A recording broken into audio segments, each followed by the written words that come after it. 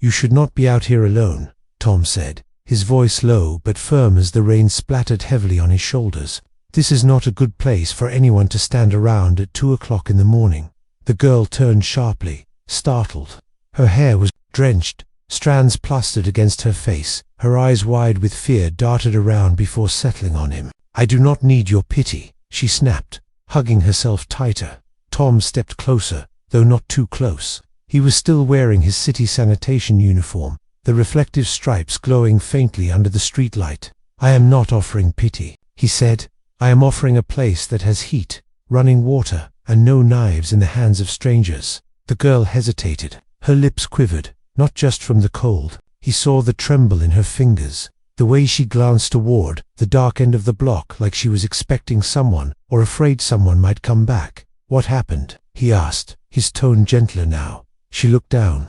I got robbed. My phone is dead. My bag is gone." Tom let the silence hang for a moment. Then he exhaled. "You want to call someone?"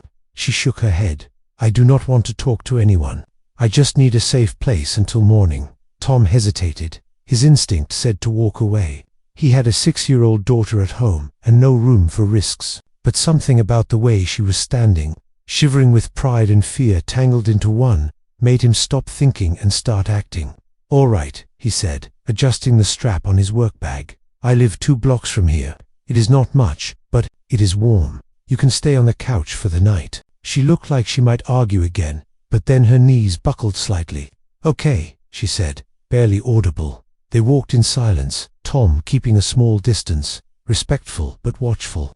When they reached his small duplex, he unlocked the door carefully and motioned for her to step inside. The house was dimly lit, clean but clearly lived in. Children's books on the shelf, a tiny pink backpack near the door. "Take your shoes off there," he said, gesturing to a mat. "The couch is yours for the night. There's an extra blanket in the closet." She nodded without a word, wiping rain from her cheeks with her sleeve. Tom walked to the back of the house, into a small room cluttered with boxes. He placed his wallet and keys in a locked drawer, not out of suspicion, just a habit born of survival. Then he returned with a blanket, a clean towel, and a dry sweatshirt. "Bathrooms to the right," he said, handing them to her. "You can shower, if you want. The water takes a minute to get warm."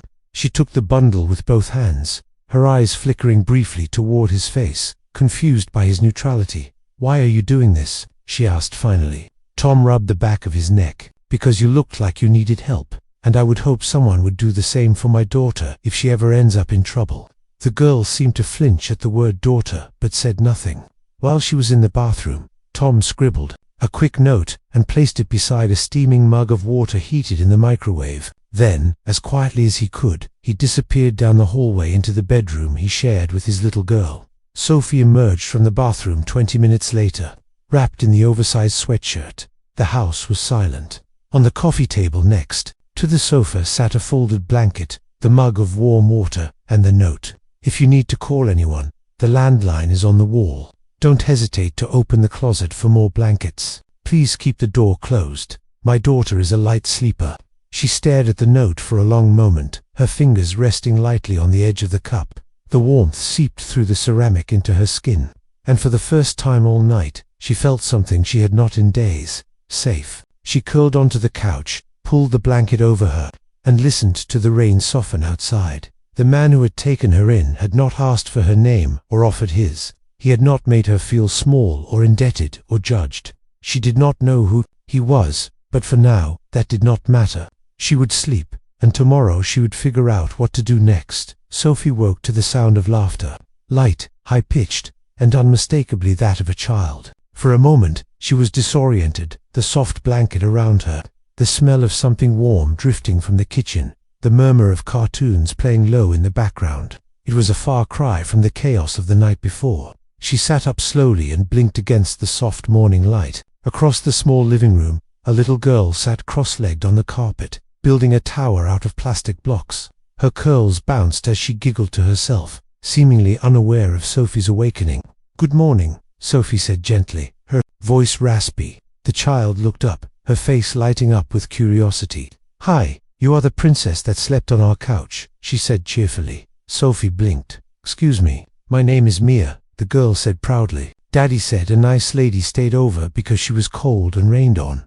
That's you. Sophie chuckled, her first real smile in days. I guess that is me. Nice to meet you, Mia. A voice called from the kitchen. Mia, breakfast duty. Come help me burn the toast. Mia giggled again and ran toward the kitchen. Sophie stood, stretched, and followed slowly, her body still sore from sleeping in strange positions. She stepped into the small kitchen to find Tom cracking eggs into a bowl with one hand, his other stirring something in a pan. You cook? She asked, unsure whether it was admiration or surprise in her voice. Tom glanced over. Only if Mia is brave enough to eat it. You want to help? Sophie hesitated. I can try, though I should warn you, I am not very domestic. He passed her a whisk and smiled. Neither am I. That is why we burn a lot of toast in this house. She laughed, the sound surprising even herself. Together, they moved around the small kitchen, Mia climbing onto a stool to help butter slices of bread, while Sophie attempted to flip scrambled eggs. Of course, she messed up. The spatula slipped from her hand, and the bowl tipped sideways, splattering eggs across the counter and onto the floor. Sophie gasped. Oh no! She reached for a towel, but Mia beat her to it. The little girl handed her a paper towel with a grin. It's okay. Daddy spilled stuff too, all the time. Sophie stared at her for a moment, then burst into genuine laughter. Tom said nothing, just smiled as he quietly scooped the rest of the eggs back into the pan and kept cooking. When they finally sat down for breakfast, Sophie looked nervously at the plate in front of Tom. She had done her best, but the eggs were overcooked, the toast a little burnt, and the bacon oddly chewy. Still, Tom ate every bite. This is great, he said with a straight face. You do not have to lie, Sophie replied, raising an eyebrow. I am not lying, Tom said. It is edible. That counts. Mia poked at hers, chewing dutifully. Sophie tried not to watch. After the meal, Tom stood and collected the dishes. You two relax. I'll take care of this. Sophie offered to help, but he waved her off. As she and Mia moved to the living room, she glanced back and caught a glimpse of him sneaking another plate from the oven, fresh scrambled eggs and toast. He had cooked something else for Mia, just in case. She said nothing. Later that morning, while Sophie helped Mia build a Lego house, the little girl leaned in and whispered, The eggs Daddy made after were better, but it's okay. He still ate yours. Sophie's eyebrows rose. He made more. Mia nodded, but he told me not to tell. Oops. Sophie stood up, walked to the kitchen, and leaned against the doorframe. Tom looked up, caught mid-bite of his second plate of eggs. She crossed her arms. So, I burned breakfast. He smiled sheepishly. You cooked breakfast. That is what matters. Why not just tell me? Tom shrugged. Because the first time doing something is always messy. You just need someone to eat it anyway. Sophie looked at him for a long moment, and something in her chest shifted. He was unlike anyone she had ever met. Honest, kind without performance, and patient in a way that disarmed her. You said something last night about hoping someone would help your daughter if she ever needed it, she said softly. You are a good father, Tom. He said nothing, just smiled slightly and returned to his eggs. Later, while washing the dishes, Tom spoke casually. There is a laundromat down the block. The owner is a friend. I could ask if they need help if you were staying in the city a while. Sophie hesitated. Maybe. I need to earn some money while waiting for paperwork. I lost everything. Like a job and an ID, something like that, she replied. I'm a student, or was, out of state. Complicated stuff. Tom did not pry. He just nodded. Let me know if you want to check out the laundromat. I'll walk you over. Sophie looked at him again. This man had no idea who she really was, and he did not care. He was helping her, not out of obligation, but because it was simply who he was, and that somehow made her feel more seen than anything money had ever bought. The bell above the laundromat door jingled as Sophie stepped inside. The smell of detergent mixed with something sour and metallic hit her all at once. Machines clanked in unison, baskets of clothes overflowed, and the air was warm, stuffy even. A woman behind the counter barely looked up. You, Tom's friend? She asked. Sophie nodded. The woman handed her an apron. Clock starts now. And just like that, she was in. By noon, Sophie's back was sore. Her hands were red from soap and fabric softener, and 2 customers had already snapped at her. One accused her of shrinking his sweater. Another handed her 3 bags of damp clothes and said, I expect this by 5. before walking out. She looked at the clock. Only 3 hours in. By late afternoon, she stood in the alley behind the laundromat, slumped against the wall, her apron stained and her cheeks flushed. Her phone, still dead, sat uselessly in her coat pocket. She stared at the dumpster across from her and considered walking away back to the shelter, back to anything but this. When she returned to Tom's house that evening, she said nothing, just dropped her bag, sat on the edge of the couch, and pulled off her shoes, grimacing at the blisters on her heels. Tom noticed but did not ask. The next morning Sophie woke up to find a pair of clean white sneakers by the door. No tag, no note, but obviously not hers. She picked one up, lightweight, sturdy, exactly her size. Inside one shoe, a small piece of paper was folded neatly. "I figured your feet deserved better. If you're walking away, at least don't walk in pain." She stood there for a long time, holding the shoes, and then she put them on. When Tom returned from his night shift, she was in the kitchen, already halfway through making toast. "You did not leave," he said. "I almost did," she replied. "But your guilt trip footwear worked." Tom smirked. "They were not meant to guilt you. No, they were meant to say you have the choice, that's all." Later that week, she complained, again after folding a seemingly endless mountain of towels. "I have never been this exhausted," she muttered, rubbing her neck. "And I used to think yoga was hard." Tom looked up from the laundry bag he was sorting. "You are earning something real now." She gave him a tired look. "You mean back pain?" "I mean the freedom of living by your own work. Even if your hands get dirty, it is yours. No one can take that from you." Sophie did not respond right away, but those words stayed with her. That Friday, the laundromat took on a large delivery order for a local hotel. They had to wash, dry, and fold over 100 sheets and uniforms by morning. Sophie stayed behind to help Tom finish the job. They worked past midnight, the fluorescent lights humming above them. Tom folded in silence, swift and practiced. Sophie struggled to keep up, often unfolding and refolding the same shirt 3 times before getting it right. Around 2 a.m., they finally loaded the clean clothes into the back of Tom's old pickup truck. "I cannot feel my fingers," Sophie groaned as she climbed into the passenger seat. "You will miss them when they are gone," Tom replied dryly, starting the engine. They drove through the quiet streets, dropping off bundles to a few houses. It was peaceful in a strange way, almost comforting. The silence between them was not awkward but easy. At one stop, Tom handed Sophie a small laundry bag. "Go leave this at the door. House number 15, the one with the porch light." Sophie nodded and stepped out. She placed the bag on the stoop and turned back, but just then, the porch light flickered off, and a large dog burst from behind the gate, barking and charging toward her. Sophie screamed and stumbled backward, her ankle twisting on the curb. She hit the pavement hard, her palms scraping against the concrete. The truck door slammed. Tom was already sprinting toward her. He reached her just as the dog skidded to a stop, barking wildly. Tom stood between them, arms out, and shouted, "Get back!" The dog, startled, retreated toward the yard. Tom scooped Sophie up before she could argue. "I told you to wait in the truck," he snapped as he carried her back. "I thought I could handle a bag of laundry," she muttered, clutching her throbbing wrist. He set her down gently inside the cab and slammed the door behind her. "Damn it, Sophie," he said, rubbing a hand down his face. "I said to stay put. It is just a scrape." "I do not care about the scrape," he cut in, his voice rough. "I care that you could have been seriously hurt. What were you thinking?" She had never seen him like this. Angry, truly angry. But beneath it, there was something else, fear. She looked at him for a moment, and then her eyes welled up with tears.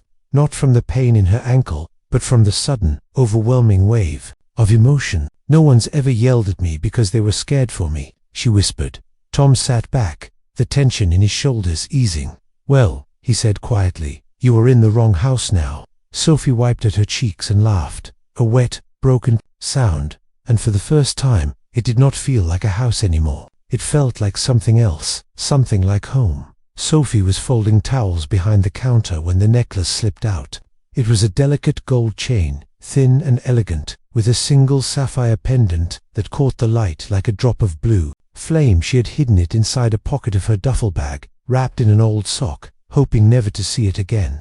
But somehow it had made its way into the laundry by mistake. She froze the moment she saw it, lying atop the pile of whites. Before she could reach for it, Tom walked past, stopped, and looked down. His gaze landed on the necklace. For a moment, he said nothing. Then, slowly, he looked up at her. She held her breath. "That," he said quietly, "is not something a broke student carries around." Sophie hesitated, then reached down and snatched the necklace up, tucking it into her back pocket. "I forgot it was in there," she murmured. "Who is it?" Sophie didn't answer. Tom stepped back, his face tightening. "Who are you, really?" Sophie swallowed hard. The silence was louder than any shout. "I'm someone who walked away from a world where everything has a price except love," she said finally. "That's all you need to know." He stared at her for a long moment. "You lied to me." "I didn't lie. I left things out." Tom's voice dropped. "That's the same thing." Sophie's lips trembled, but she turned away, her hands trembling. "Do you know what it's like to be watched every moment of your life? To be told who to love, where to go, what to become?" "No," Tom said, "but I know what it's like to be honest with someone who isn't." They stood there in silence, the hum of machines the only sound between them. Sophie felt tears rising but refused to let them fall. Before either could speak again, the door swung open. A man in a leather jacket and ball cap walked in, holding up a smartphone, his eyes locked on Sophie. "There she is," he muttered, raising his camera. Sophie's breath caught in her throat. The man snapped a photo. "You've been missing for 5 days, sweetheart. Your daddy's offering 6 figures to know where you're hiding." Tom stepped forward. "Hey, get out of here." "Relax, man. I'm just doing my job," the man said, taking another picture.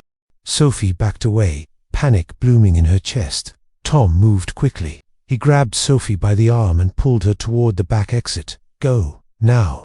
They burst out the rear door, Sophie panting, her mind spinning.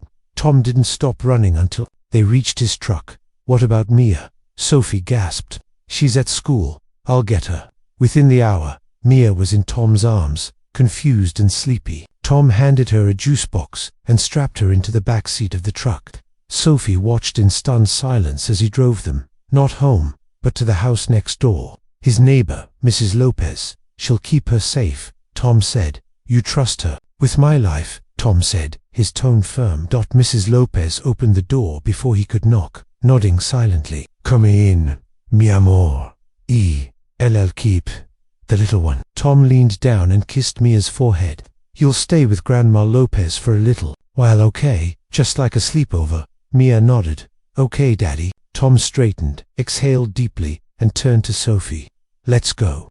They drove out of the neighborhood, not speaking until they were on the edge of town. Sophie stared at him in the silence, guilt and gratitude battling in her chest. He kept one hand on the wheel, the other resting lightly on his thigh, fingers flexing. Sophie realized then that his shirt sleeve was torn. "Your arm," she said suddenly. "What happened?" He glanced down at the bruise forming along his bicep. "The guy pushed me when I tried to block his camera." "Why didn't you say anything?" Tom shrugged. "As long as you and Mia are safe, I can deal with a bruise." Sophie looked at him, her eyes welling again. In that moment, she realized something. Tom didn't protect her because of who she might be. He did it because of who he was. They returned to the house just after sunset. Tom parked a block away to be cautious, scanning for cars that did not belong. Sophie sat beside him, silent, her nerves tight. The porch light was off. Something was wrong. Tom motioned for her to stay in the truck, but Sophie had already opened the door. "It's okay," she said. "If someone's come, I need to face it." They walked together toward the house, and then they saw it. A black town car idled in front of the driveway, sleek and gleaming beneath the street lamp. 2 men in dark suits stood by the porch. The front door was open. Tom quickened his pace, instinct kicking in. He stepped in front of Sophie protectively, just as a third man emerged from inside. He was older, tall, with silver hair impeccably combed back and a heavy presence that filled the space like thunderclouds. "Sophie," he said coldly, "get in the car." Sophie froze. "Tom, this is my father," he asked, voice level. "I am Charles Vanderbilt," the man said, his eyes sharp. "You're the man who's been harboring my daughter." "I'm the man who gave her a couch when she had nowhere else to go," Tom replied. Charles took a slow step forward, scanning the house with distaste. "This this place, this life, it's beneath her. You can't possibly think she belongs here." "She made that decision," Tom said. "Not me. You can't keep her here." "I'm not keeping anyone," Tom said, his tone harder now. "But I'm not handing her over like she's a briefcase either." Charles's eyes narrowed. "You don't know who she is." "I don't care who she is," Tom shot back. "I know what kind of person she is, and I know she's safe here." Sophie stepped between them, her voice steady, though her hands shook. "Dad, stop. You've made your point." Charles gestured to his men. "Now, come home." "This is home," she whispered. "No," he said firmly. "This is where you ran to, not where you belong." Tom turned to Sophie. "You don't have to go." But she was already looking at the car, her eyes wet. "I think I do." "No one's forcing you," Tom said. "Yes, they are," she replied, voice breaking. Just not with words, he understood. The pressure wasn't physical. It was the weight of a life she'd tried to escape crashing down again. She stepped back from him slowly, like she was afraid of what would happen if she moved too quickly. He didn't follow. She turned toward the car. One of the bodyguards opened the door. Charles said nothing. His job was done. Sophie paused at the edge of the sidewalk, her back still to Tom. "I'm sorry," she said softly, not turning round. He didn't respond. Couldn't. The door closed behind her, the sound like a final chapter being shut. Tom stood on the porch as the car drove away, taillights bleeding into the night. His fists were clenched at his sides, his jaw tight. Inside, the house was quiet, empty in a way it hadn't felt in weeks. He didn't say a word. He just closed the door and turned off the porch light. The days that followed were quieter, too quiet. Tom went through the motions. He clocked into his night shifts, pushed the broom down city blocks, and came home just before sunrise. But something in him had dulled. His eyes no longer lit up when Mia greeted him in the morning. His hands moved mechanically as he packed her lunch, brushed her hair, and walked her to the bus. He hadn't told her why Sophie was gone. Just that. Sometimes people had to leave, and that it wasn't because they didn't care. Mia did not ask many questions, but she stopped humming when she played, and she began to sleep with the lights on. On the fourth day, she started coughing. At first, Tom brushed it off as a cold. She always caught something when the seasons changed. But then came the fever, then the chills, then the trembling that would not stop, even under 3 blankets. By midnight, she was burning up. Tom carried her in his arms to the truck, his keys shaking in his hands. At the hospital, the fluorescent lights made everything seem harsh, too white, too bright. A nurse took Mia into triage, while Tom paced behind the front desk, waiting for someone to call his name. Finally, a woman approached. "We need a $6,000 deposit for admission." Tom pulled out his wallet, knowing it was pointless. He had just over 100 to his name. "Can I pay part now?" he asked. "I'll cover the rest in a few days." The woman hesitated. "Hospital policy is please," Tom said, voice cracking. "She's 6 years old." He was still arguing when a voice cut through the hallway behind him. "I've got it." He turned. Sophie stood there, her coat draped over her arm, her hair damp from the rain outside. She walked past him without waiting for a reaction and handed the receptionist her card. "Put everything under my name," she said. "Room fees, meds, tests, all of it." The nurse typed quickly. "Do you have a relationship with the patient?" Sophie looked at Tom, then said, "Yes, I do." Tom stood frozen as they led Mia to a room. An hour later, after the doctors had confirmed it was a viral infection, treatable but needing monitoring, Tom sat beside his daughter's bed, his elbows on his knees, head in his hands. Sophie entered quietly. He didn't look up right away. When he did, his voice was low. He didn't have to do that. She sat in the chair next to him. "I know," he exhaled shakily. "I'm sorry. You shouldn't have been dragged into this." Sophie looked at Mia, sleeping with a slight frown on her fevered face. "You didn't drag me in, Tom. I came back." He nodded slowly. Then his voice dropped again, thick with something he wouldn't let spill out. "I know you don't owe me anything," he said, "but thank you for coming back." Sophie leaned back in the chair and stared at the ceiling for a moment. "You told me once that everyone deserves to walk without pain," she said. "That goes for hearts too." They sat in silence, the only sound the beeping of Mia's monitor and the soft rustle of machines. For the first time in days, Tom allowed himself to breathe, not just because Mia was safe, but because Sophie had come back. Sophie stood in the marble hallway of her father's penthouse, her shoes silent on the polished floor. The windows stretched from ceiling to floor, showcasing a glittering skyline, but none of it moved her. She wasn't here for the view. Charles Vanderbilt sat at the head of a long glass table, reading the financial section of the paper. He didn't look up when she entered. "I figured you'd be back once the dust settled," he said coolly. "I didn't come back," Sophie replied. "I came to talk." Charles folded the paper with exaggerated calm. "You're living in denial, Sophie, running around, playing house with a man who works 3 jobs just to keep the lights on." Sophie crossed her arms. "That man saved me." "From what?" he scoffed, a little discomfort. "You had everything, future, security, legacy, and you threw it away for what?" Sophie stepped closer. "I didn't throw it away. I walked away." "There's a difference." Charles rose from his chair. "You gave up everything to hide in a shoebox with a janitor." Sophie's voice didn't waver. "He's not a janitor. He's a father, a man who shows up every day for his daughter without fail. A man who taught me more about strength in 3 weeks than you did in 30 years. Charles narrowed his eyes. "You're going to choose him over this?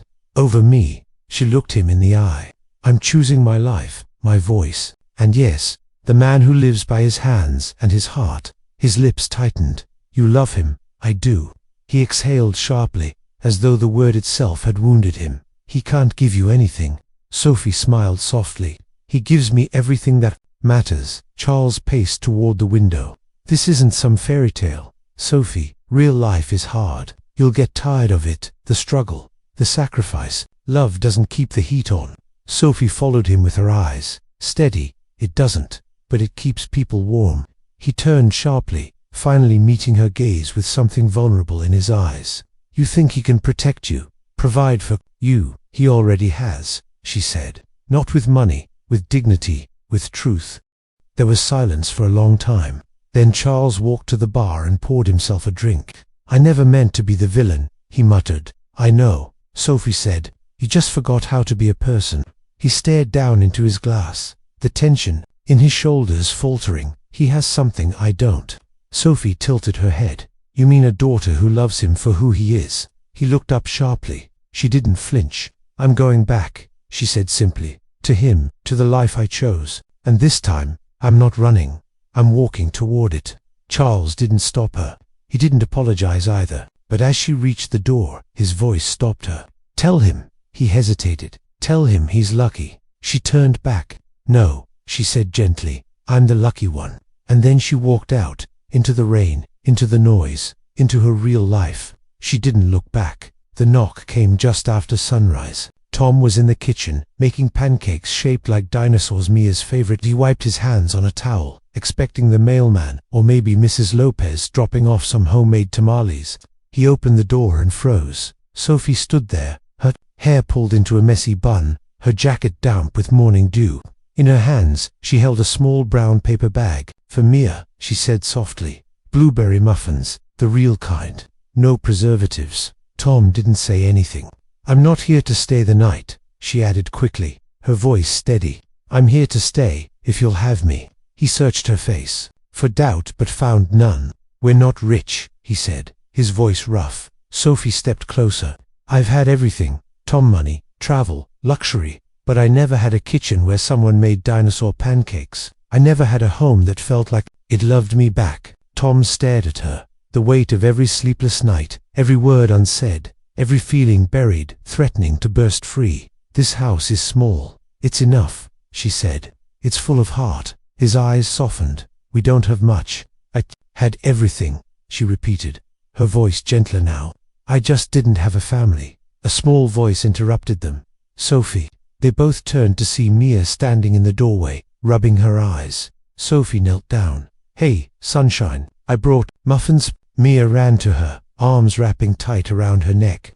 "Are you staying forever?" Sophie looked up at Tom. He nodded. She smiled through the tears. "Yeah, kiddo, forever sounds good."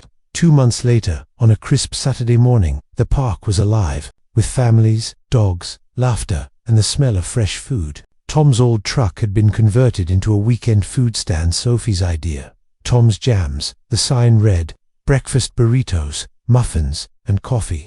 Sophie worked the griddle while Tom took orders. Mia handed out napkins and stickers to customers. With a proud grin, they didn't make a fortune, but they made enough. and they made something else life. Sophie flipped a pancake and caught Tom watching her. He smiled and mouthed, "Thank you." She grinned back. For the first time in her life, she didn't need a palace to feel like a queen. She just needed them. Sometimes, the richest lives are built not with wealth, but with kindness, honesty, and the courage to choose love over fear. Tom had nothing to offer but a couch, a cup of warm water, and a quiet heart full of dignity. And that was exactly what Sophie needed to find the one thing her world had never given her: home. Thank you for watching this story. If it touched your heart, please give it a thumbs up and share it with someone who believes in second chances and simple miracles. And don't forget to subscribe to Kindness Power for more heartwarming tales that he'll inspire and remind us all of the power of compassion. See you in the next